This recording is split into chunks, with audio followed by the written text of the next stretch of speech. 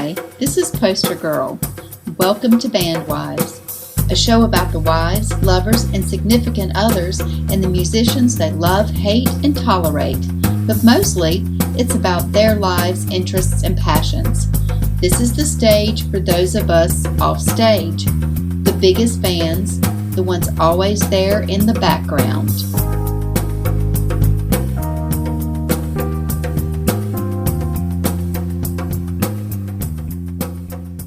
Welcome you to our show today. I get to have the honor of talking with Miss Summer Keever, who is unique and of her own self. She is actually on both sides of this. She is a musician, a singer, a songwriter, and then, of course, the wife of drummer Alan. And then in her band, Paris Thieves, she has also been able to play with her brother. So welcome today, Summer. Thank you for having me. Super excited that you're here. Yeah, I'm excited to be here. Thank you. So why don't you just kind of start out, tell us how you're doing, and we'll let you hit the ground running. Yeah. So I'm doing okay. that's my go-to answer nowadays. So I know that most people in this area know and knew my husband. Yes. My husband, Alan Keever, passed in October of 2020. So, yes. Sometimes I still call him my husband all the time. Yes. Sometimes I'll say my late husband just so people know. But it's been a difficult couple years or year and a half. But we're doing okay. We're hanging in there. So I'm happy to be here and get to talk about music and talk about him and all of that. So. And when I thought about this podcast, it's sitting on the side of it to see the person that you love doing the things that make them unique and individual in themselves is kind of a privilege. Yes. And I know I've enjoyed that part of it. So if you don't mind, tell me when you and Alan even played together, or whenever you watched him play, and what were some of your favorite things about what he did? Yeah, so, I was talking to my mom about this just because I was saying, I'm going to do this podcast and talk about music and our relationship and all of this, and I was saying that it's as much as music is a part of who I am and what I love, it was that times 1,000 for Alan. He was someone that could not really go a day without playing, or it was just part of touching who he was. It in some way. Yes. Yeah. So we kind of met through music. That was sort of how we met. We met at it was called Ichabod's. Back in the day. It was called Ichabod's, and there was a band playing. And he came over to me. I mean, we were young. I was 18. Okay. He was 24. Yes. I was almost mere 19. Children. Yes, just babies, And he came over and talked to me, and of course we were talking about the musicians playing. Yes. And talking about music and just sharing like different bands that we were interested in. And, I asked him if he knew who Cat Stevens was, because that's one of my favorites. And of course he knew, obviously. And so I didn't really sing or anything in front of him for a little while. Okay. I've always been had a little bit of stage fright. And a little bit of a nervous musician sometimes. So, but he always played. He was in a band for a long time called Enola Gay. I remember. Yes, and they were, had a pretty solid following around here and traveled around. So when we first got together, I wasn't really playing much outside of kind of my house. Okay, your own personal space. Yes. So I was definitely primarily just there in that supporting role with him. And I loved it. It was so much fun. We got to travel around a little bit just in this, region. Yeah, just in this region. And it was fun. We were young, and it was a little bit wild. You know, no attachments. Yes, not many responsibilities to get back to at home. No, we just had a whole lot of fun. Probably a little too much fun. Just makes for good stories That's and good right. memories. Yes, lots and lots of good memories. So it was who Alan was. I mean, he was more, as many musicians as I know. I don't know anybody who was more it was more in their blood than him. Alan, so. Yeah, he just couldn't. What a couldn't great go legacy! Without it. Yes, quite a legacy. Yeah. So now, does your son play He the drums? does a little bit. Before Alan passed, he was teaching Oliver to play the drums, Yes. and I know enough to be able to kind of do a little bit because Alan, taught me a little bit. That was it's in your blood. It's in your blood too, and and that's what he did for as long as I've known him. He taught percussion also, so it was definitely something he did. But Oliver he's a music child. He just loves it. Yeah, I try to turn him on to all kinds of different music, and so it's get all those little triggers in his brain going. Yes, exactly. Yep. So it's just part of who we are, and I definitely try really hard to keep that kind of in the forefront of our life, and talk about Alan all the time and make sure Oliver knows.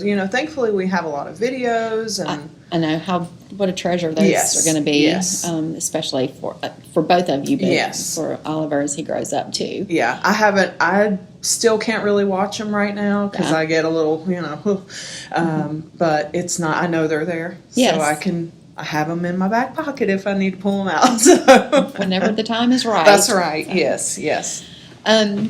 Well. In flipping the gears just a little bit, I haven't said this yet, but I actually came to know you not through music. I know, through, I think, which is one of your other passions and one of the other things that you love to do with your time, and that was through belly dancing. Yes, yeah. For those who don't know, but several years ago, my husband Chris said to me, "It's like, Lynn, you really like this. You should try this." Yeah. And I know I've heard that Summer Keever teaches. Yeah. I'm like, oh, cool. Okay, so Facebook stalk people and track her down, and yes, she and Margaret Pribble were teaching belly dancing at the time, and it was a lot of fun, and I love that time. I still do some of the little you were a natural. moves.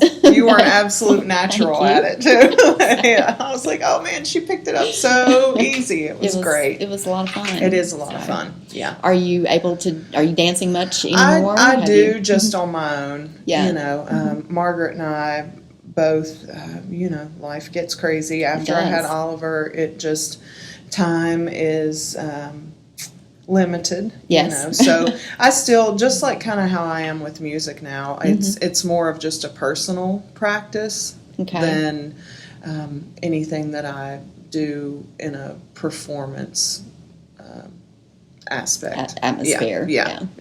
Definitely kind of something that's more therapeutic for me. And just, I feel blessed to be able to move my body. I know people that struggle physically, and so I try to look at it as just something that I do for enjoyment when I can. But it's just another kind of personal thing, and performance has not been a part of my life in a while. And for that, I know I haven't seen you dance in a while. It's been a while. But it is, I think, as with music, dancing, anything, but especially belly dance, I think that it is one of those things. It is like a practice. And you got to. There are different moves and different emphasis and that kind of thing. It's definitely not just shaking your body around. No, it's very disciplined, and there's a lot of history in it. Yes. There's also a lot of cultural issues that you have to kind of be aware of and knowledgeable about, and that's kind of one of the reasons that I've stepped back a little bit is I've tried to be a little more aware of the history and the practice of it, and knowledgeable about. I don't know. There's being having that respect yes, for the art yes, of it. Yeah. So there are people out there that have dedicated their entire life to training and practice and educating and performing, and I think it's important to let those people be the spokesperson for the art. And I'm a hobbyist, and I'll maintain that position as a hobbyist. So, but yeah, it's still fun to do though. It is fun, and I think you can take yourself as, this is a small community, and being even an advocate, even if you're just bringing the awareness about Absolutely. it. Because that was one of the things that you and Margaret taught right at the beginning, that there is a discipline to it, yes, and there's a certain respect for the culture. Absolutely. So that I'm was glad. a very interesting part. I'm glad that we did that. Yes, we did. I'm glad. We weren't just like, hey, do this. Do that. No, it was a full educational experience. Well, good. I'm glad. Yeah. Well, so in addition to the dancing, I know you teach out at CCC. Yes. I saw your little graduation pictures with your kiddos. So the semester has come to a close. Yes, so it has. What do you think you'll be doing this summer? I plan on plans? No, I don't really have a lot of big plans. Just the normal stuff. That's it seems like I can't get away from the creative stuff in everything that I do. Yes. So my academic background is as an art historian, and that's what I teach at the college, and so I love my job there. I love the people I work with. I'm not complaining about being off for the summer. No, I would never complain. That is a perk. It is a perk. Yes. So I'm thrilled to have that be the way that I make money. So it's still kind of, I get to talk about art all day, and work with students and maybe expose them to different art forms. And even though I teach visual art history, we talk a lot about music. We talk some about dance. So I try to pull in different areas Integrate for them. All of the and that's something that kind of talking about Alan. When I first met him, I didn't have any plans on going to college. That was not. I was going to be a working musician. That was it. I was like, not going to school, not happening. And he really encouraged me to try and see if I wanted to go to school. And we were just dating at the time, and he bought my textbooks. Like, he was always very, very supportive. Even going through college and commuting, and then grad school, he always really was completely supportive. And I think that, as much as we as musicians' wives support our spouses and what they do, he was always very supportive and encouraging to me with anything I wanted to do. There was never He turned it right back around on you. Yeah, always. Really encouraging, always really proud of everything that I did, which is great, because I know not everybody has that. No, they don't. You were a fortunate... Yes. Yeah. Fortunate lady. Yeah. So there's a lot of supporting that you do as a partner or a spouse to a musician, because it's complicated. It can be very complicated. Yeah, and it's you have to kind of understand that passion that they have.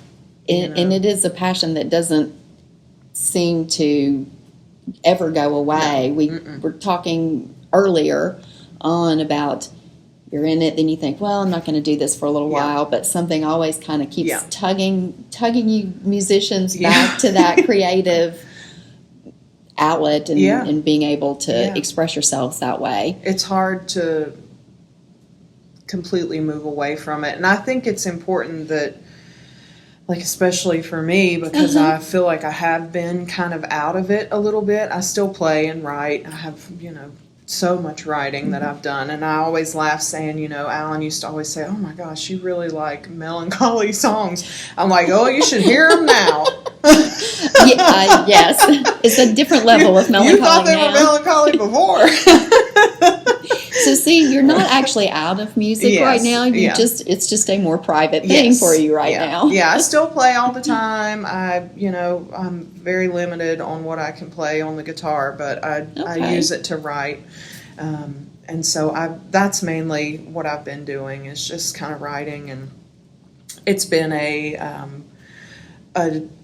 definitely a coping mechanism. Yeah, I can see what that would be. And I have read some of your blog that you post every once in a while. Yes, I try to do, I love to write. So and you're very eloquent. Well, I appreciate with your words, and however you get it all out, it's from the perspective of the reader, you can really feel what you're going through at that moment in time. Yeah, it's complicated. I certainly won't sit here and say that it's been easy, because it definitely has not been easy.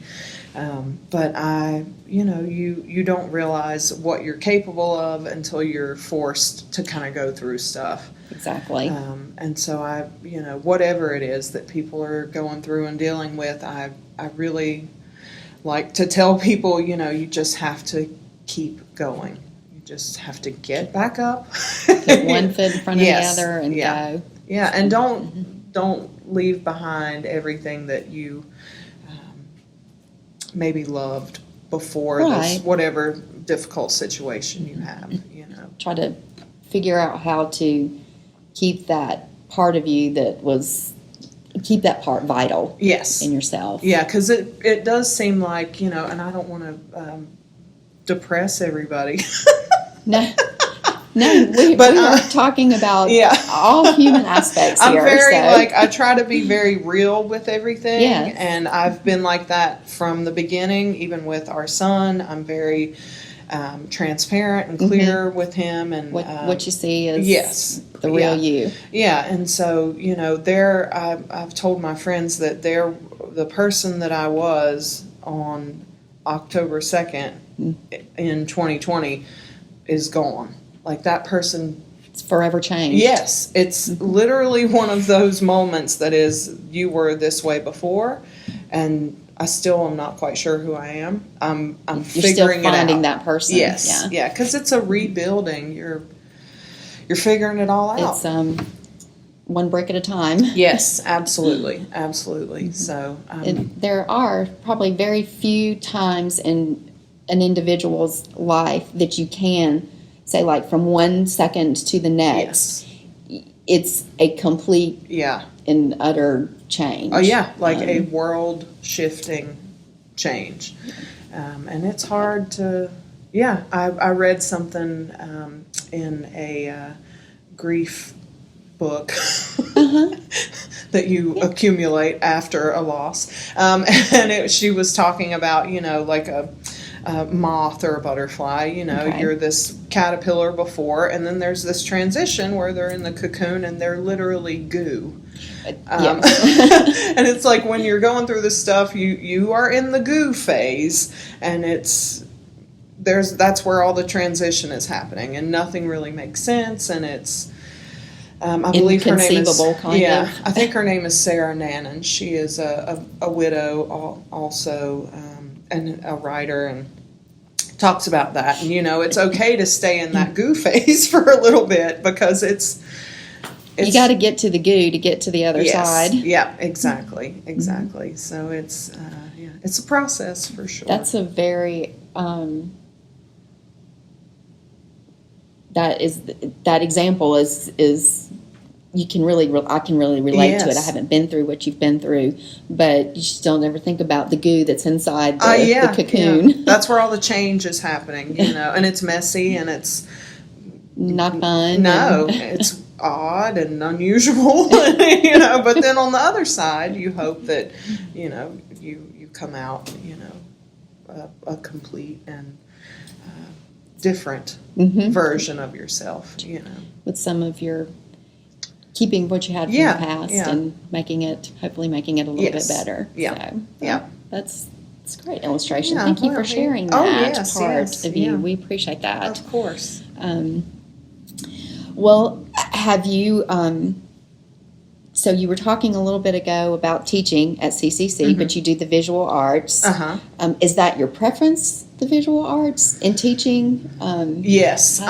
When you went to art school, is that what your goal was, to be a teacher? I not necessarily at first. Like I said, Alan really encouraged me to go to school. He had already graduated college, and he just thought it was a good idea for me to, try and see, and so at least explore the ideas and the options for it. Yeah, so I didn't really know what I wanted to do. I went to CCC. That's where I started way back a long time ago. It was like 2001. So it was not so long ago, Summer. I know.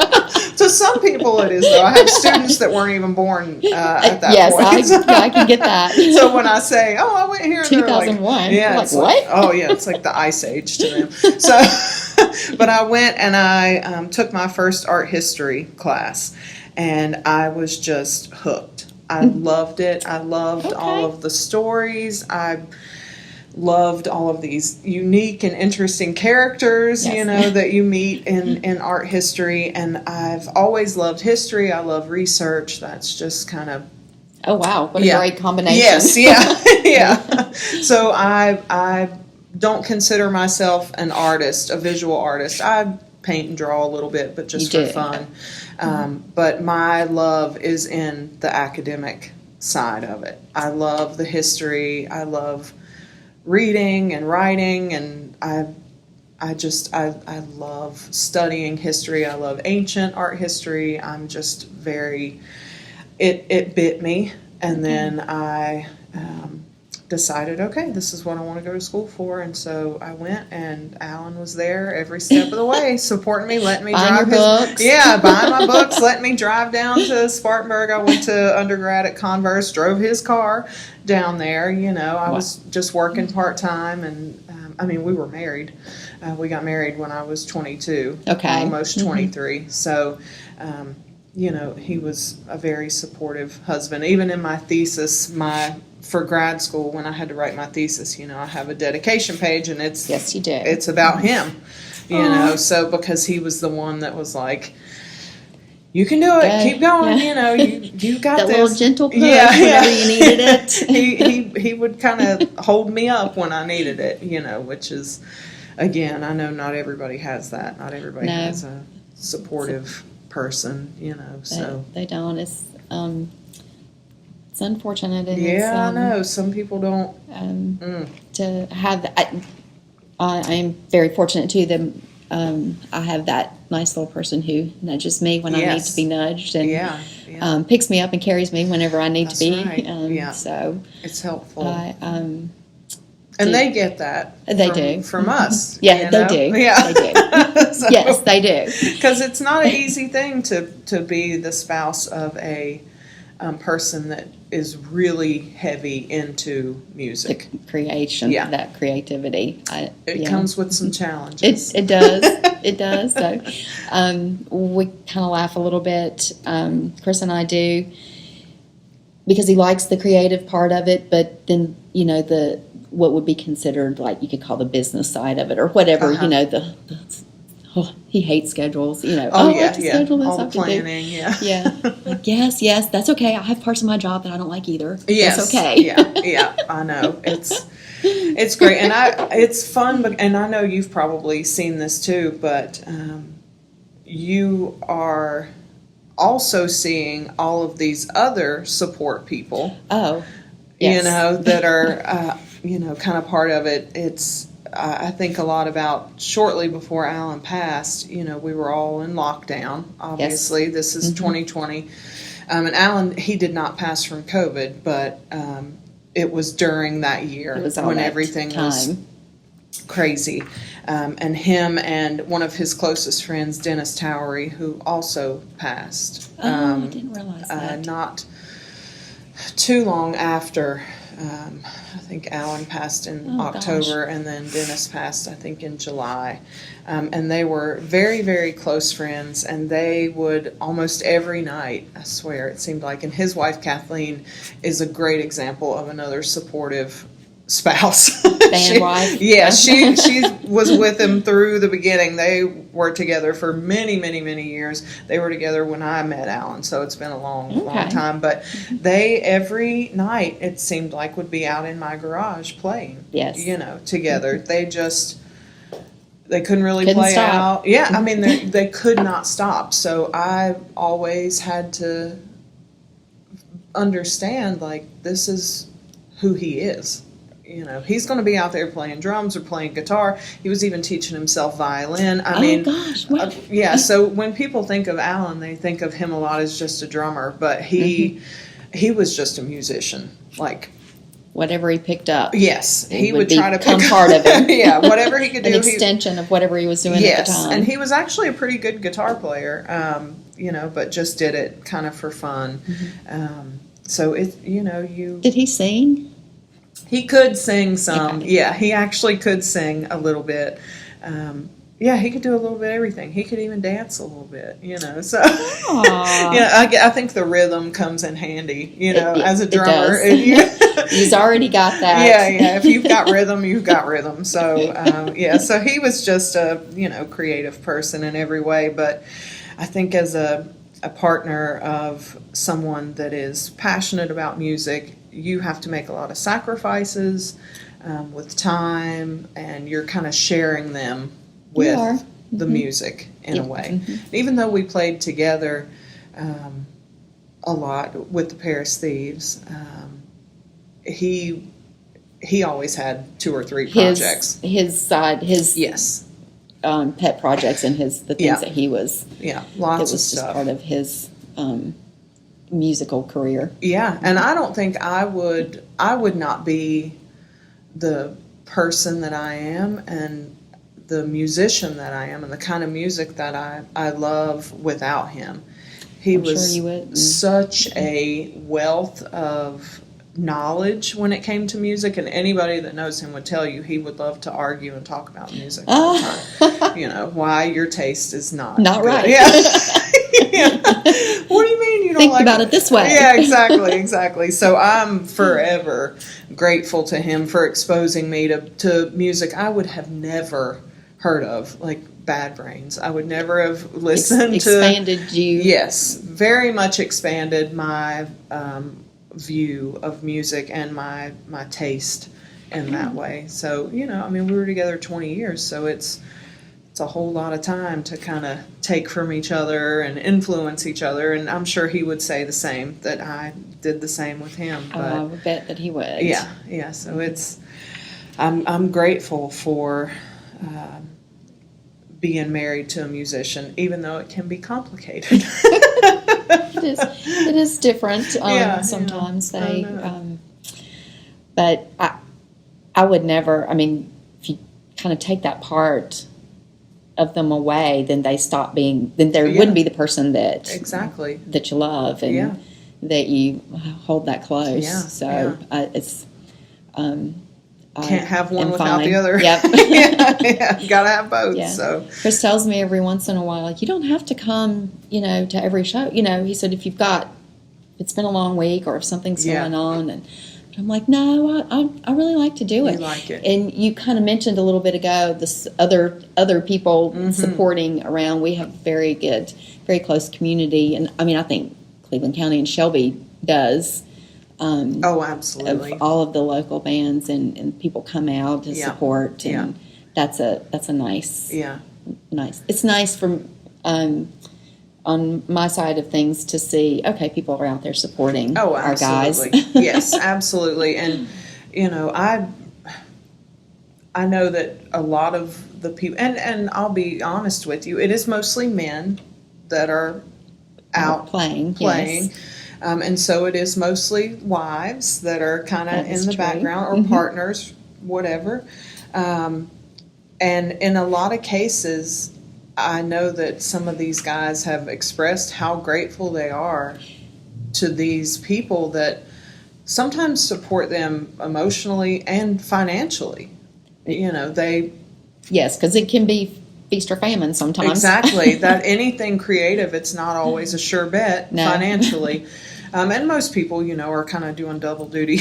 They're working a day job, playing, But I don't think that a lot of people would be able to do this thing that they're passionate about if they didn't have this person behind them kind of holding them up and taking care of things and carrying an occasional amp or whatever That's music right. stand. Yeah. Bringing your baby with you. Yes. My kids were grown more whenever Chris got more into playing out like this. Yeah. So I didn't have to do as much of that. So, yeah. And luckily, our sons were mostly around, and they got to do most of the heavy lifting. That's good. That's good. They would always pick on me and say, "Oh, look at Summer. She's just carrying in her mic stand and her microphone." Yeah. And Alan's got all of these drums. He's carrying everything. The life of a drummer.